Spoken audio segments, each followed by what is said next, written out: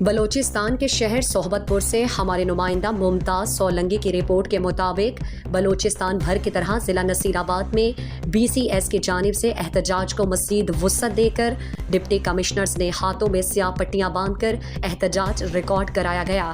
اس حوالے سے deputy commissioner Naseer آباد انجینئر عائشہ زہری نے صحافیوں سے بات چیت میں کہا کہ ہم نے بازوؤں پر سیاہ پٹیاں باندھ کر اپنے دیگر افسران کے ساتھ احتجاج میں شامل ہو گئے۔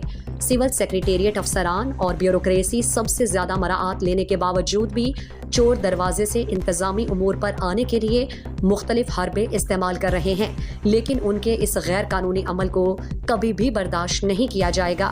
پبلک سروس کمیشن کے ذریعے کڑی جو محنت ہے وہ کر کے آنے والوں کو خوش آمدید کہیں گے۔ باقی سیاسی انداز میں حق تلفی کرنے کی کسی صورت اجازت نہیں دی جائے گی۔ ہمارا احتجاج حق پر مبنی ہے، ہم اپنے جائز حقوق کبھی غبن ہونے نہیں دیں گے۔